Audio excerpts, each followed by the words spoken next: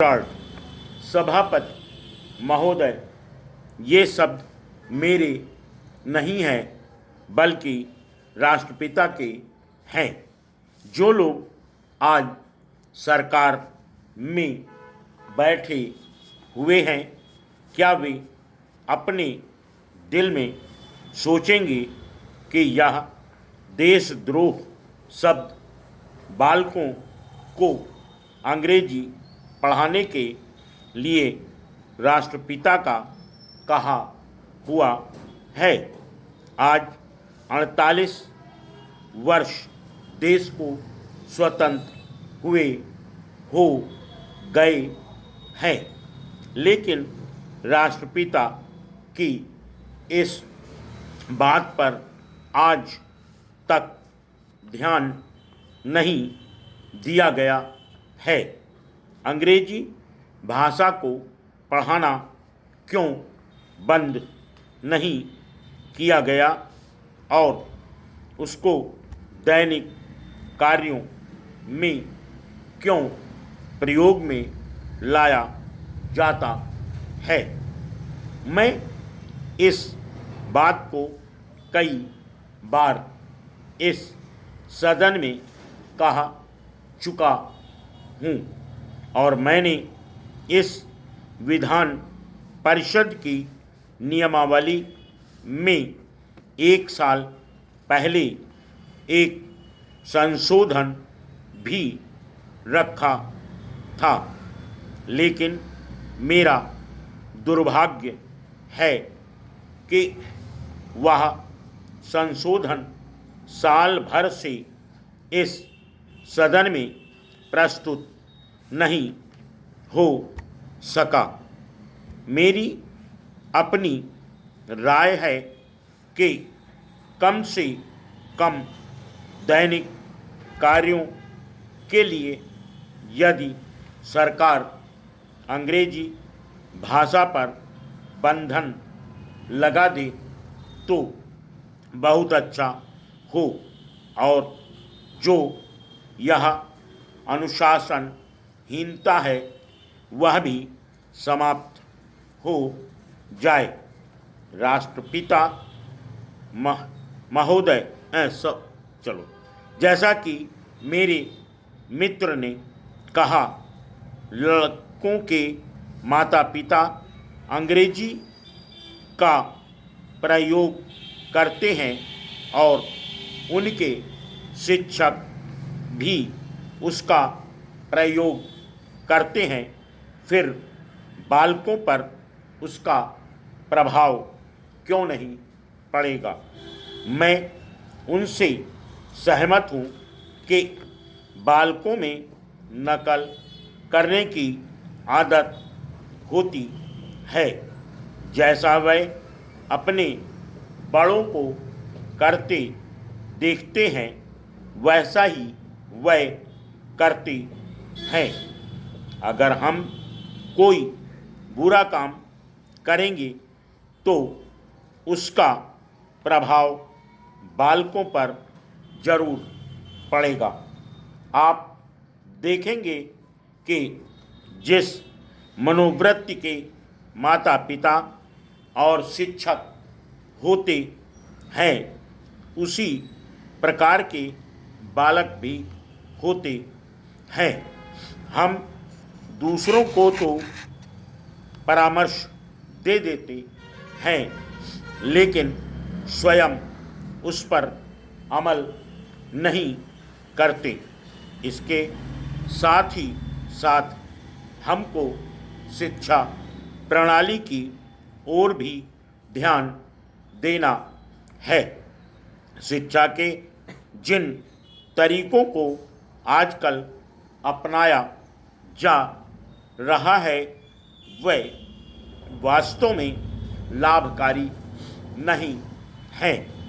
सरकार की ओर से इस प्रकार का आदेश होना चाहिए कि 14 वर्ष तक बालकों को अपनी मातृभाषा में ही शिक्षा दी जाएगी और दैनिक कार्यों में भी अंग्रेजी का प्रयोग नहीं होगा।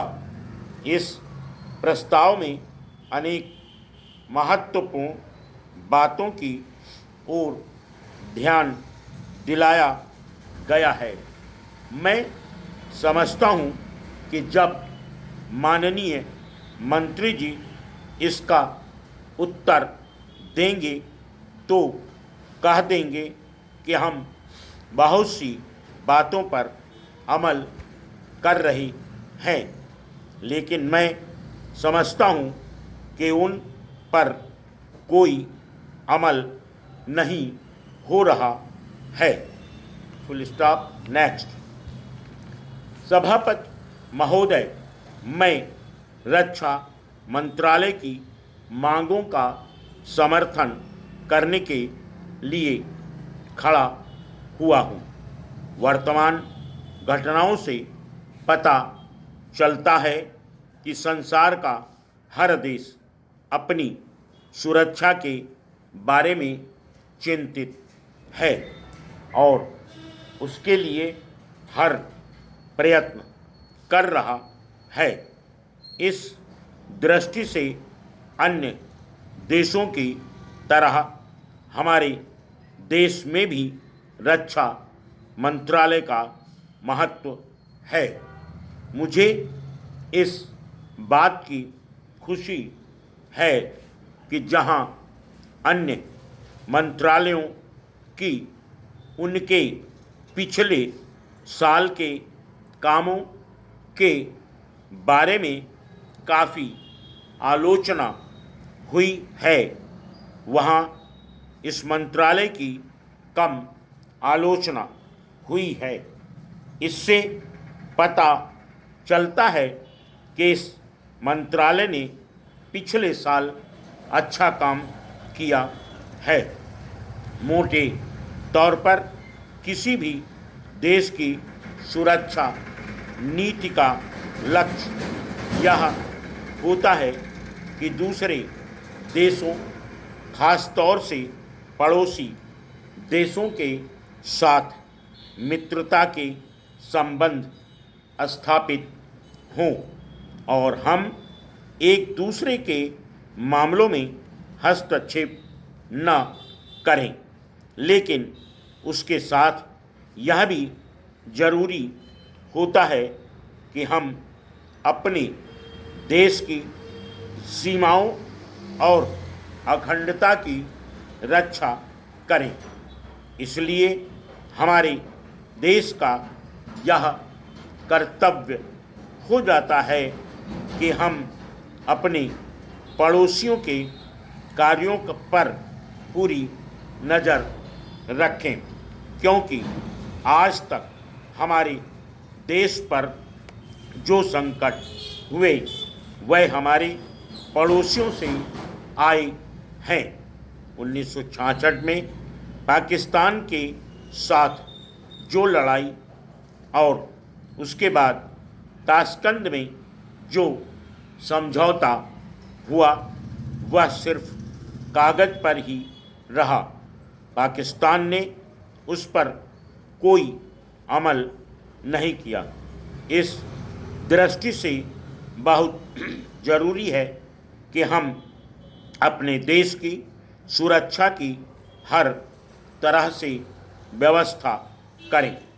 हमारा उद्देश्य दूसरों पर आक्रमण करना नहीं है, लेकिन यदि हम पर कोई आक्रमण करे तो हम में इतनी शक्ति अवश्य होनी चाहिए कि हम उसका डटकर मुकाबला कर सकें।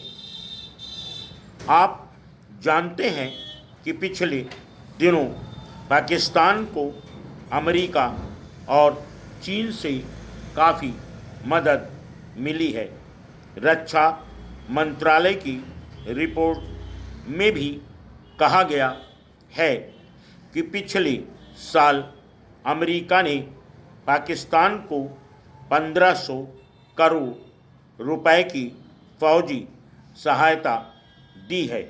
आज जहां हम फौजी सामान के लिए अपने कारखानों की मदद से अपनी शक्ति बढ़ाने का प्रयत्न कर रहे हैं, वहां पाकिस्तान संसार के देशों से फौजी सामान खरीद रहा है। अपनी नीति के कारण वह सब देशों से लाभ उठा रहा है। मेरा सुझाव है कि हमको भी अपनी शक्ति बढ़ाने के लिए संसार के अन्य देशों से अधिक फौजी सामान खरीदना चाहिए। आज तिब्बत की सीमा पर चीन की 1.5 लाख फौज खड़ी है।